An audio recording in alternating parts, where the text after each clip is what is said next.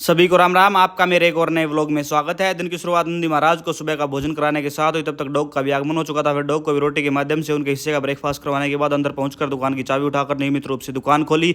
दुकान खोलते ही ड्राइवर का आगमन हो चुका था। ये हमारी गाड़ी का ड्राइवर है। रात को माल्टा मस्ती की डोज कुछ ज़्यादा ही हो गई थी, जिसकी वजह से इसकी हालत काफ़ी बिगड़ गई थी। गाड़ी ओवरलोड होने की वजह से इसकी हालत काफ़ी ख़राब थी। उसके बाद सुबह सुबह इसको ड्रिप लगाई, जिससे इसको कुछ राहत मिली, तो ये निद्रावस्था में चला गया था। थोड़ी देर के अंतराल के बाद दुकान पर पशु चिकित्सक का आगमन हो चुका था। उनकी आवश्यकता अनुसार दवाइयाँ एक्सपायरी चेक करने के बाद उनको दी। उसके बाद साफ सफाई करी, काउंटर को अच्छे से साफ किया। उसके बाद एक और कस्टमर आ गया था। फिर उस कस्टमर को भी उसकी आवश्यकता अनुसार दवाइयाँ दुकान के रैक से लेकर एक्सपायरी के हिसाब से डोज कटिंग करने के बाद उनको मेडिसिन दी। फिर उसके बाद झाड़ू निकालने के बाद बनाने चला गया। नहाकर दुकान पर पहुंचने के बाद सबसे पहले नियमित रूप से पूजा कार्य को संपूर्ण किया। पूजा कार्य संपूर्ण किया ही था तभी कस्टमर आ गया था। उस कस्टमर को उसकी आवश्यकता अनुसार दवाइयाँ ओमनीजेल 30 ग्राम की ऑइंटमेंट लेकर दुकान के रैक से दी। उसके बाद खाने का समय हो गया था। नियमित रूप से खाना मेरे टेबल पर पहुंच चुका था। विराट के व्लॉग के साथ खाने का एंजॉय लिया गया। उसके बाद दोपहर को एक और अंकल जी दुकान पर पहुंच चुके थे। फिर उन अंकल जी की आवश्यकता अनुसार दवाइयाँ दुकान के रैक से लेकर उन मेडिसिन की एक्सपायरी चेक करने के बाद डोज के वो बताकर अंकल जी को दवाइयाँ दी गई। दवाइयाँ देने के बाद अंकल जी को दवाइयों के पैसे बताए। अंकल जी ने दवाइयों के पैसे अपनी जेब से निकाल कर मेरे को दिए और मैंने बचे हुए पैसे दुकान के गले से खुले करके उनको वापस दिए। फिर उसके बाद शाम को कुछ ऑइंटमेंट के रैक को अच्छे से अरेंज किया गया। ये रैक काफ़ी बिगड़े हालत में हो रहा था, क्योंकि मेरी बेटी वानी रोज़ इसको अच्छे से व्यवस्थित करती है, अरेंज करती है। फिर उसके बाद मैंने साफ सफाई करके इस रैक को अच्छे से ठीक किया। उसके बाद कस्टमर्स का दुकान पर आगमन हो चुका था। बीच में पशु चिकित्सक भी आ गए थे। फिर पशु चिकित्सक की आवश्यकता अनुसार दवाइयाँ, माइफैक्स और कुछ इंजेक्शंस उनको दिए।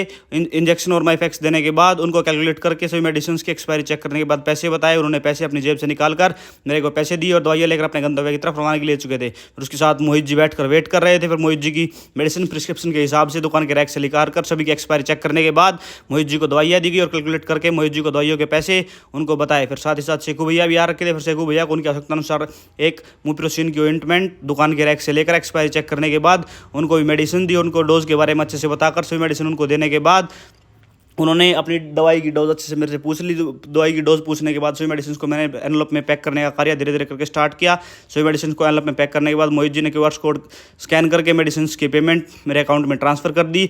उसके बाद शेखू भैया को भी ऑइंटमेंट दी और ऑइंटमेंट के पैसे शेखू भैया ने मेरे को कैश दे दिए। उसके बाद वो दवाइयाँ लेकर अपने गंतव्य की तरफ रवानगी के लिए चुके थे।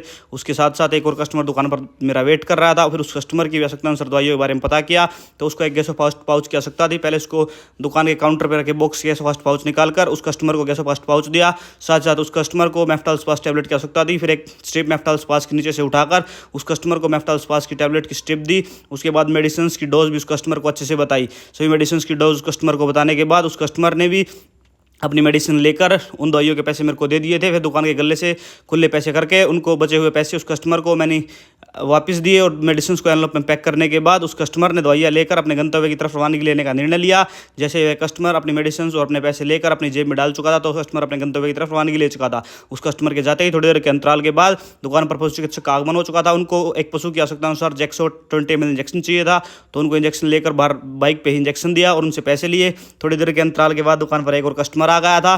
फिर उस कस्टमर की पहले उससे अच्छे सिचुएशन जानने के बाद उस कस्टमर को एक मेडिसिन की डोज वहीं पे दी, क्योंकि उसकी हालत काफ़ी ज़्यादा ख़राब थी। फिर उसके बाद उस अच्छे सारी सिचुएशन जानने के बाद उस कस्टमर को दवाई दुकान के रैक से लेकर देने का कार्य मैंने स्टार्ट किया। पहले मेडिसिन की एक्सपायरी चेक की। एक्सपायरी चेक करने के बाद कस्टमर को दवाइयाँ दुकान के रैक से लेकर अच्छे से निकालने के बाद सभी मेडिसिन को डोज के हिसाब से कटिंग करने के बाद सभी मेडिसिन को कस्टमर को अच्छे से समझाया कि कौन सी दवाई आपको कैसे कैसे लेनी है, दिन में कितनी बार लेनी है, कैसे सेवन करना है, खाने के बाद खानी है, खाने से पहले खानी है। सभी मेडिसिन कस्टमर को बताकर उस कस्टमर ने पैसे देकर अपने गंतव्य की तरफ आने के लिए। फिर शाम को मेरी तबीयत काफ़ी ख़राब हो गई थी। टेम्परेचर यानी फीवर काफ़ी ज़्यादा बढ़ गया था, तो कुछ ज़्यादा शॉर्ट्स और क्लिप्स में दुकान पर रिकॉर्ड नहीं कर पाया।